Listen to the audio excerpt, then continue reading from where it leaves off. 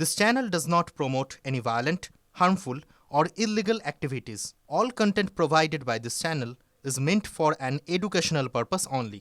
আর শুরুতে এই মুহূর্তে যে খবরে নজর রাখবো, খোঁজ নেই 165 জন ভোটারের অসংগৃহীত এনুমারেশন ফর্ম। 490 জন ভোটারের মধ্যে প্রায় 34% ভোটারেরই খোঁজ নেই। মাইকে করে প্রচার, রাজনৈতিক দলের সঙ্গে বৈঠকেও কোনো লাভ হয়নি। এই ঘটনা উত্তর 24 পরগনার বাগদার সিমরানি পঞ্চায়েতের খড়ের মাঠ এলাকার। এই ঘটনা সামনে আসতেই হইচই পড়ে গেছে। প্রশ্ন হচ্ছে, কিভাবে এত বেশি সংখ্যক ভোটার অনুপস্থিত?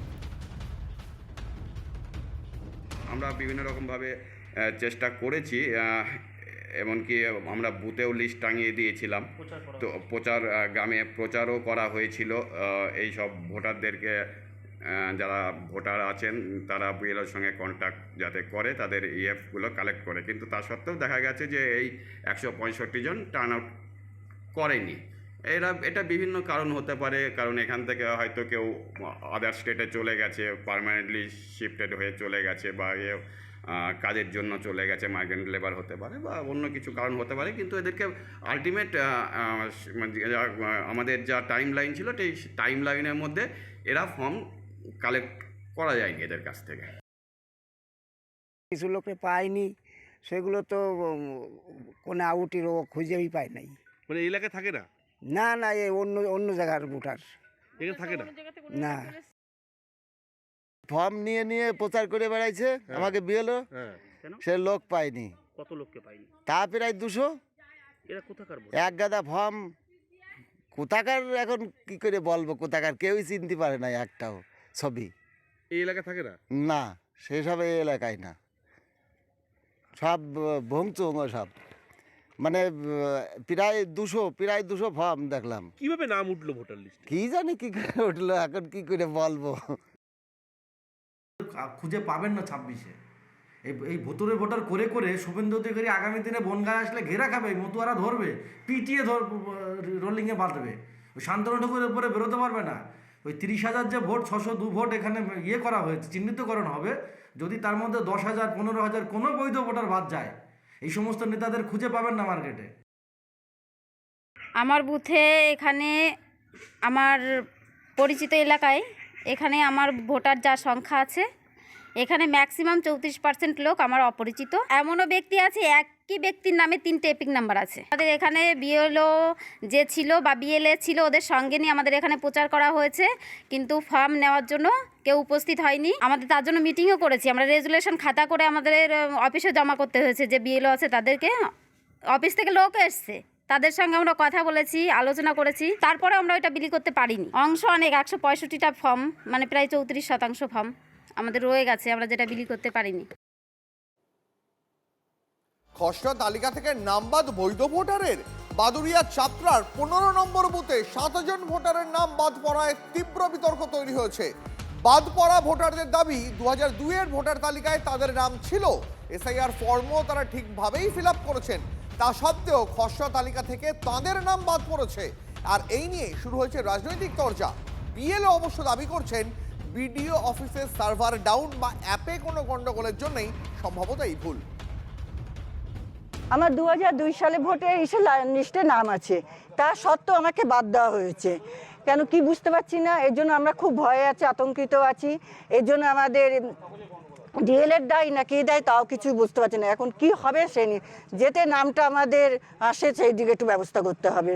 মানে 2002 সালে ভোটার লিস্টে আমার নাম আছে, আমরা এসআইআর ফর্ম জমা করেছি, বিএলও তাতে সই আছে। এইবারে দেখা যায় সেই লিস্টে আমাদের নামটা নেই। হ্যাঁ, এখন আমরা এর জন্য আমরা আতঙ্কিত। আমরা 2002 সালেও ভোট দিয়েছি, 2025-এও ভোট দিয়েছি, তা আমাদের ভোটার লিস্টে দেখা যাচ্ছে যে আমাদের ভোট নেই। আমাদের ভোটটা গেল কোথায় কেটে? বিএলও বলছে যে তোমাদের ভোটার নেই। কেন আমাদের ভোটার থাকবে না? আমরা এই দেশীয় মানুষ, কেন আমাদের থাকবে না? আর যারা বাংলাদেশ থেকে আসছে তাদের ভোটার হয়ে যাচ্ছে, তাদের সব হয়ে যাচ্ছে, কেন হবে এই সমস্ত? আমাদের বলেছে যে এরকম তোমরা এখানকার, তোমরা নিখোঁজ, তোমাদের হচ্ছে কি ক্যাম্পে বলেছে নিয়ে যেতে হবে, ওখানে থাকার কথা বলেছে। বাংলাদেশিও যারা আছে তাদের নাম উঠে যাচ্ছে, তারা এখানে নেই, তাদের নামও উঠছে, অথচ আমাদের নাম উঠছে না, আমাদের নামই নেই। বলছে যে তোমরা এখানকার স্থানীয় না, এরকমই কথাবার্তারাও শুনছি। কিন্তু যারা বাংলাদেশ থেকে এসছে তাদের নাম উঠছে, আমাদের নাম উঠছে না কেন? আমাদের তো এখানকার স্থানীয়। ফর্মই ফিল আপ করা হয়েছিল, অনলাইনে ডিজিটাইজড করা হয়েছিল। এবার আবার ফর্ম ফেরত আসে, 32টা এরকম ফর্ম ফেরত আসে। তখন আমি বিডিও অফিসে জানাই এগুলো কি করব। তখন বলে এগুলো আনট্রেসেবল দেখিয়ে দিতে। তখন তার মধ্যে আমি যাদেরকে পাই 3 জন তারা অনলাইনে ফর্ম ফিল আপ করে দেয়, বাকি থাকলো 29টা। এই 29টা আনট্রেসেবল দেখাচ্ছে। এর দায় সম্পূর্ণ বিডিও অফিস এবং ইলেকশন কমিশনের। এটা সাধারণত অ্যাপের সমস্যা অথবা সার্ভারের সমস্যার জন্য হয়েছে। বিডিও অফিস আমি জানিয়েছি, বলেছে এদের হিয়ারিংয়ে আসতে হবে, হিয়ারিংয়ে আসলে সব সমস্যার সমাধান তারাই করে দেবে।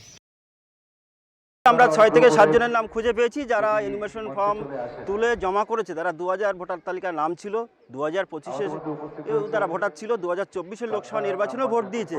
কিন্তু দুর্ভাগ্য এখন তাদের নাম আমরা দেখতে পাচ্ছি বাতিলের জায়গায়, যে তাদেরকে খুঁজে পাওয়া যাচ্ছে না। এবং এই যে খুঁজে পাওয়া যাচ্ছে না, নিশ্চিতভাবে ইলেকশন কমিশনের যে দ্রুত কাজ করা, আমরা খুব অল্প সময়ের ভিতর দেখতে পেয়েছি, যেটা 2 বছরের কাজ 1 মাসের ভিতর করার চেষ্টা করেছে। তার ফলে দুর্ভাগ্য যে আমাদের এরকম যারা সঠিক ভোটার, বৈধ ভোটার, তাদের নামও বাদ যাচ্ছে। বিজেপির তরফ থেকে তো বিষয়টা নির্বাচন কমিশন করছে, এবং সেখানে দাঁড়িয়ে যদি ভুলভ্রান্তি হয়ে থাকে 1-2 নামের ক্ষেত্রে, সেটা সংশোধনের জায়গা আছে। কমিশন তো সেই সুযোগের ব্যবস্থা করেছে যে এখানে যদি কোনো নাম বাদও যায় বা ভুলবশত হয়, সে পুনরায় আবেদন করতে পারবে বা হেয়ারিংয়ের অপশান আছে। এ নিয়ে কোনো বিশেষ কোনো বিষয় না এটা, কারণ মানুষ এই এসআইআরে খুশি। জীবিত হয়েও এসআইআর তালিকায় মৃত কোচবিহার দক্ষিণ বিধানসভার 54 নম্বর বুথের বাসিন্দা অশ্বিনী অধিকারী এবং তাঁর স্ত্রী শিবানী অধিকারী। খসড়া ভোটার তালিকা প্রকাশিত হতেই ঘুম উড়েছে এই দম্পতি। দুজনের একজনের নামও খসড়া তালিকায় নেই। দম্পতি এনুমারেশন ফর্ম ঠিকমতোই ফিল আপ করেছেন, তারপরেও কিভাবে তাঁদের মৃত বলে দেখানো হলো সেই প্রশ্ন তুলছে তৃণমূল কংগ্রেস। নির্বাচন কমিশনের বিরুদ্ধে চক্রান্তের অভিযোগ তুলেছে শাসক দল। কি করবো, এই যে মৃত্যু যে দেখাচ্ছি দুইজন, আমার এটাতে আমরা তো কোনো অত জানি না, শিক্ষিত নয়, কোনো কভার পাই না। এই যে মৃত্যু বলে 2 জন মারা বলে গেছে, লিস্টে নাম নাই, কেন হলো সেটা তো আমরা অত কভার পাই না। আমার মিথুন, হ্যাঁ ভালোভাবে তো করছি ফর্ম ফিল আপ। শুনলাম বলে আমরা মিথু 2 জনে স্বামী স্ত্রী, আতঙ্কে তো মাথার তো ঘুরি দেয় শুনিয়ে। খসড়া তালিকা প্রকাশের পর এবার শুনানির প্রস্তুতি। আজ থেকে শুরু হচ্ছে নোটিশ পাঠানোর প্রক্রিয়া। 7 দিন পর শুরু হবে শুনানি। 2002-এর ভোটার তালিকার সঙ্গে ম্যাপিং না হলে ডাক পড়বে নির্বাচন কমিশনের। এমন 30 লক্ষ ভোটারকে শুনানিতে ডাকা হবে বলে খবর। খসড়ায় নাম থাকা সকলেই বৈধ ভোটার কিনা এখনো নিশ্চিত নয় কমিশন। 1.5 কোটিরও বেশি ভোটারের ক্ষেত্রে সন্দেহের অবকাশ রয়েছে। প্রয়োজনে সেই ভোটারদেরও শুনানিতে ডাকবে কমিশন। সূত্রের খবর, শুনানিতে সন্তুষ্ট না হলে বাদ যেতে পারে নাম। ফর্মে দেওয়া তথ্যে অসঙ্গতি থাকলে ডাকবে কমিশন। প্রজেনি ম্যাপিংয়ে গরমিল ও জেন্ডার মিসম্যাচেও ডাক পড়বে।